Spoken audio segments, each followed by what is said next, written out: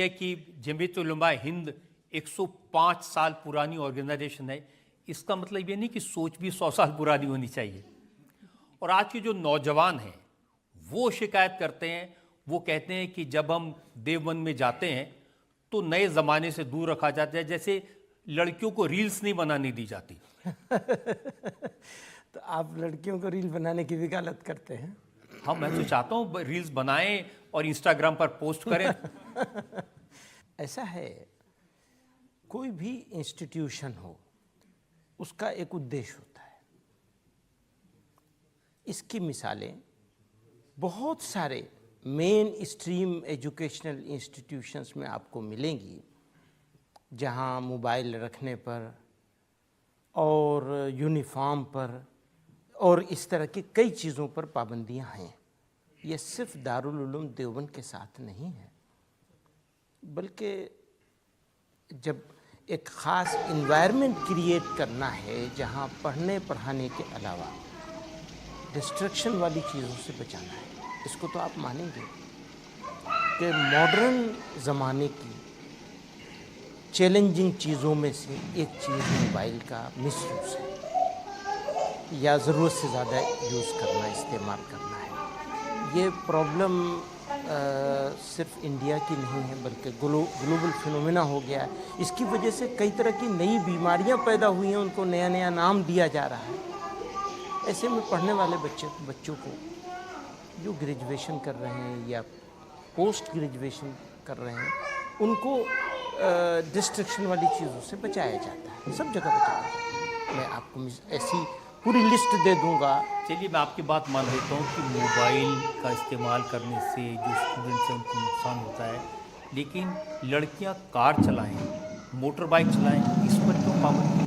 कहाँ पाबंदी है इसके ऊपर? सब चला रहे हैं। अरे नहीं, देखिए साहब, ये दारुल उलूम की जो वेबसाइट है, हाँ, उस पर सवाल पूछा गया, एक बच्ची ने सवाल पूछा उलेमा से कि क्या मैं मोटर बाइक चलाऊं, कार चलाऊं तो ठीक है? उन्होंने कहा नहीं, ये इस्लाम में नाजायज़ है। अब ये तो वही बताएंगे कि वो लिखने वाले ने क्या लिखा और कब का लिखा हुआ है, किस कॉन्टेक्स्ट में सवाल किया गया है। देखिए, ये दारुल उलूम की जो वेबसाइट है, ये उसका प्रिंट आउट है। असल में ये मेरा डिपार्टमेंट नहीं है, तो उन्होंने किस कॉन्टेक्स्ट में, फतवे का भी इसका बहुत ताल्लुक़ होता है कि सवाल करने वाला, सवाल करने वाली, सवाल करने का अंदाज़ क्या है, उसके हिसाब से जवाब आता है। सवाल तो उनका बड़ा सीधा सा था। नहीं, पता नहीं सीधा सा है या नहीं, क्योंकि आपका सवाल भी बड़ा सीधा सा है, तो इसलिए नहीं, उन्होंने लिखे, इसमें लिखा है इज राइडिंग ए बाइक और a car unlawful for female according to sharia. मैं इसको नहीं कह सकता, और मुझे लगता है कि इसको अगर ठीक से सवाल किया जाएगा तो इसका जवाब डिफरेंटली आएगा। जी हाँ। अब इसको ठीक से कैसे पूछेंगे, बता दीजिए। हर चीज़ की एक हुदूद होती हैं, अगर वो हुदूद में रह कर के किया जा रहा है तो वही चीज़ अलाउ हो जाएगी। अब जैसे उन्होंने पूछा कि मैं आईब्रोज बनाती हूँ तो ये ठीक है? कहा नहीं साहब, इस्लाम में हराम है। अब पता नहीं आपने इतना पुराना कहाँ से क्या चीज़ निकाली है। ये तो अभी ताज़ा वेबसाइट से मैंने निकाला है। हाँ। जो हमारे यंग लड़के लड़कियां हैं वो ये सब सवाल पूछते हैं। हाँ, पूछना भी चाहिए। में जो नए इश्यूज खड़े हो रहे हैं, लोगों को नई चीज़ें आ रही हैं ज़माने में यूज़ करने वाली, मेकअप के लिए हो। अब उसमें ये भी पूछा उन्होंने कि फेशियल कराना, टैटू बनाना, ये भी हराम है, नाजायज़ है इस्लाम में। हाँ, टैटू बनाने के बारे में तो मैं जानता हूँ कि इसको नाजायज़ माना गया है, क्योंकि उस ज़माने में भी बनाया जाता था, तो उसको वो तो क्लियर है बिल्कुल, उसमें तो कोई डाउट नहीं है।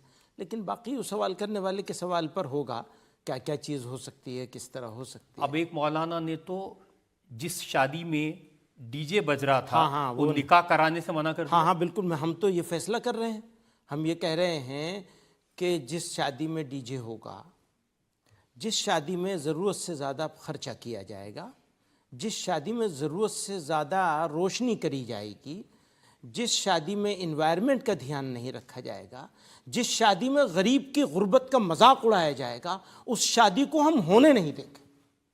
हमारा बस चले तो हम होने नहीं देंगे। हम तो सरकार से भी कहते हैं कानून बनना चाहिए।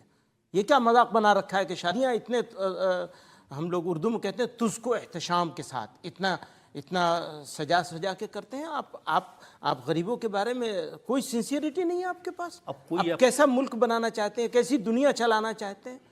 आप एनवायरनमेंट का ध्यान नहीं कर रहे। कोई अपना निकाह कैसे करता है, शादी कैसे करता है, ये बताने वाले ये सोसाइटी का मामला है, ये सोसाइटी का मामला है। सारी सोसाइटी को करना चाहिए मिलकर,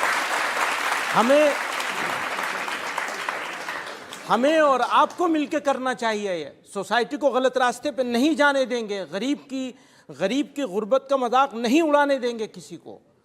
मुल्क को, देश को, समाज को गलत रास्ते पे नहीं जाने देना चाहिए। सब लोगों को ठीक से बैठ के इस पे चिंता करनी